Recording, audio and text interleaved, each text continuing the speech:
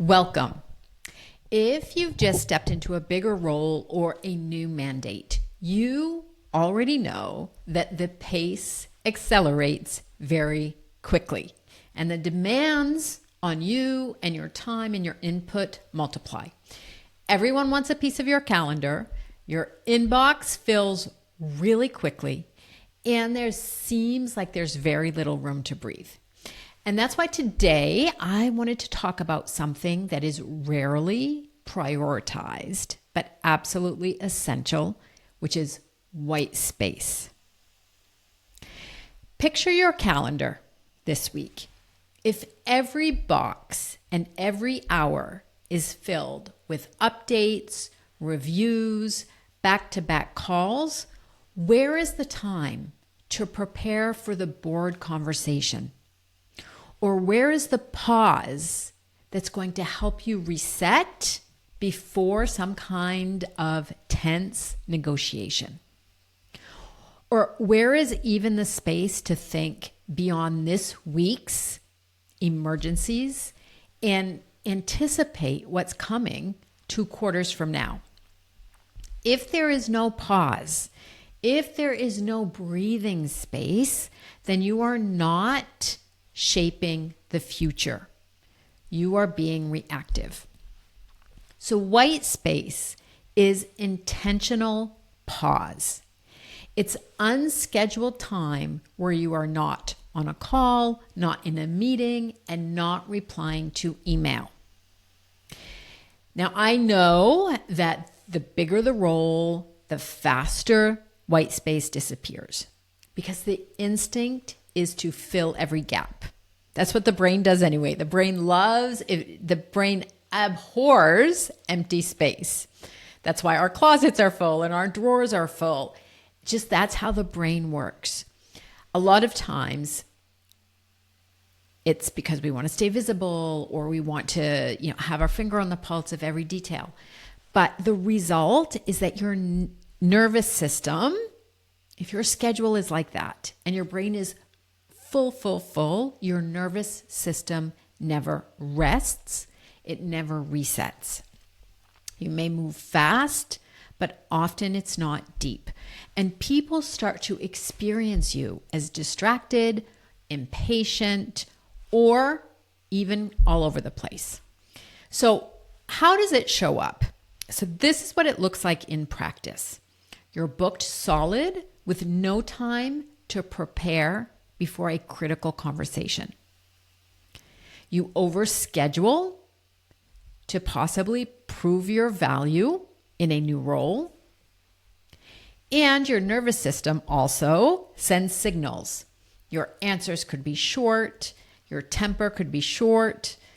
You're not listening. You're not concentrated. And there is this sense and this feeling that you're always behind.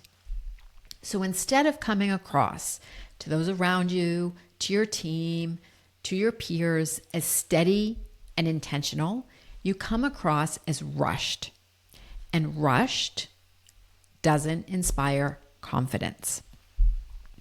So not having any white space, or not deliberately carving out white space, happens for many reasons, but I just want to highlight 3. The first one is it happens because there's some kind of carryover from your old role. You are still operating like a hands-on problem solver instead of the one that is thinking bigger picture or setting the direction. It's easier to keep doing because that's what we know, that's what feels comfortable, and busyness feels like contribution. But in a bigger role, it can actually be a liability. The second reason that having no white space and no breathing space happens is what I mentioned earlier, is you feel having an empty calendar. It feels like disengagement. It feels like you're not contributing enough. It feels like you're not busy enough. And we end up overcompensating and saying yes to a lot of things and showing up everywhere. And the third reason that I see most often with my coaching clients is over responsibility. So especially if you've just gone through some big transition in your job, I see people inserting themselves into every update, into every decision, wanting to be in every meeting. And you end up carrying weight that you could actually delegate. So why does all this matter? Not carving out white space and not pausing has costs to you. The first one is mental. So without that pause, you stay tactical. You're reacting, you're making decisions, you're moving, you're keeping things moving. But a lot of times, without taking a break, you miss the big picture. The second cost is emotional. If you are constantly on the go and your calendar is back-to-back meetings from 7 in the morning till 7 at night, then your nervous system is being completely tapped out. And if your nervous system is tapped out, there are moments when your team and you need to stay calm, grounded, present. And so in those moments, if your nervous system is completely tapped out, you do not show up as grounded. It matters also for, or the cost, I would say the third cost is organizational. Your team mirrors the way you operate. So if you are constantly frantic, frenzied, running from one thing to the next, they will too.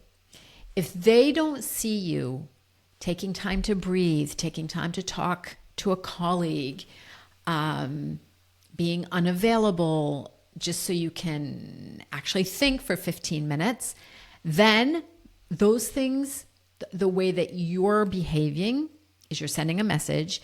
And if everybody is acting frantic, frenzied, that can also be a precursor to burnout. And there's also a cost, simply put, to your authority. If you are rushed, then you are signaling that you are not in control. And control is very, very important in senior leadership positions. You know that. I'm probably preaching to the choir. So I want to share a little bit of my personal experience and why this is such an important topic to me and to my clients. So when I first took on the CEO position, I was darn excited. I'd wanted that role, and I threw myself into so much.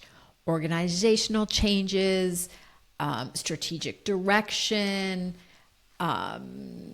We were changing the marketing. There was just so much, and I wanted to be in everything and have my say in everything, or at least be informed and consulted about what was going on.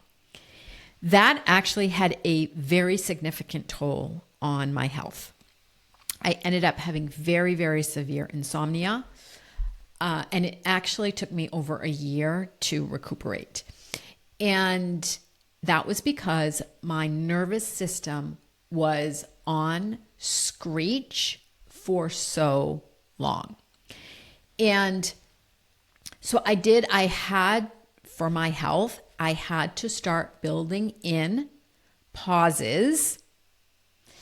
And so what it looks like now, and I also had done this in the past, but I'd forgotten about it when I would say took on that CEO role, is I need that time and that breathing space in the morning before I start work, because I know once I start work, I'm going to hit the ground running. And so my white space and my time is before 10 a.m. in the morning. And what do I do with that time? I read, I lift weights, I go for a walk, I might read the newspaper, I sit outside and have my coffee. I need that space First of all, that is when I am most creative. And I just need that space to breathe because I know once I start, I do not stop. And that has been absolutely life-changing for me. And so this might also be a reminder because I actually used to function like that in my job before I was the CEO. But then we get caught up in the excitement and the objectives and the changes that we're making and the impact that we're having, and it just slipped by the wayside. But it literally took me over a year to get my nervous system back in order. So that's why it is such an important topic. And it's also, if I'm thinking about one of the clients that I'm currently working with, that is the main reason also that he came to see me is he had no time whatsoever for himself nor for his family and completely overwhelmed, didn't know where to start, and it started to really taxing his nervous system and his performance in his job. So it doesn't have to be, I would say, it's not about hours and hours of free time. It's finding time to breathe and not have something on your agenda. And that is a small reset that can change everything. So how do you reclaim your time? How do you build white space into your day, into your week? So firstly,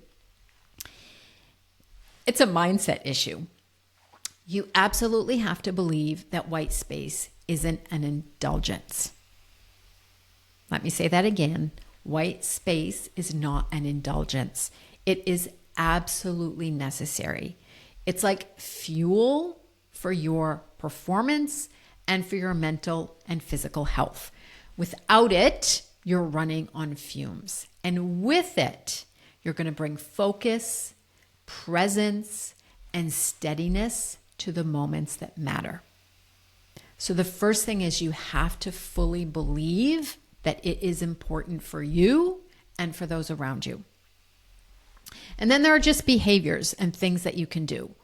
One is block time on your calendar and defend it like you would the most important meeting that you have all year. It is really important, and I always say it, personal time goes on your calendar first. For me, it's the morning. I have another client. She needs that break in the afternoon at the end of the day between 4 and 5. So do what works for you. The second thing you can do is insert micro pauses. That's why a lot of meetings now are 25 minutes long or 50 minutes long so that people have time, 5 minutes or 10 minutes, to breathe before going to another meeting or before getting on a call. Build in small rituals. It could be a short walk after lunch. That is one thing also that I loved to do, was do a walking meeting where we could get outside, get fresh air, sit for a minute. It could also show up as just taking a deliberate pause before a very big and important conversation.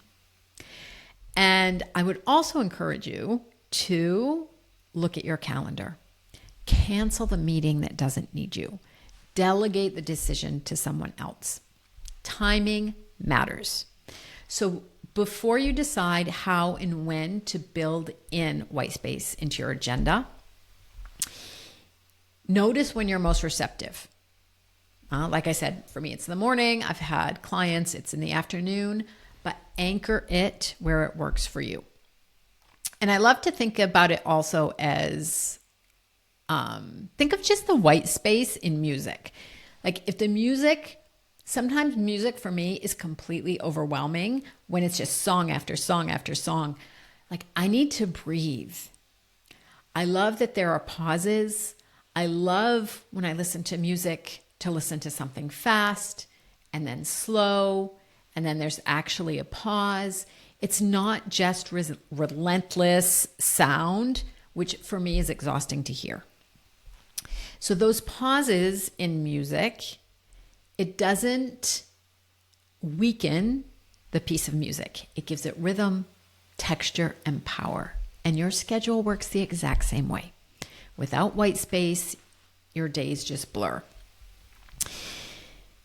So my challenge to you is, first of all, increase your awareness. What signal does your body or your mind give you when it's time to pause? And my second question is, where in your week could you deliberately create some white space that fits your rhythm and fits what's best for you and your schedule? So I'd love for you to think, really take one key takeaway from today's episode. What is one thing that you'll do different based on today's conversation? And I would just like to close with saying this, is that white space isn't about absence. It's absolutely what gives you shape and power to everything else. Protecting it is not indulgent. It is a conscious act of authority and self-leadership. The arena is yours, ladies and gentlemen. Step in, be composed, intentional, and ready to shape what's next.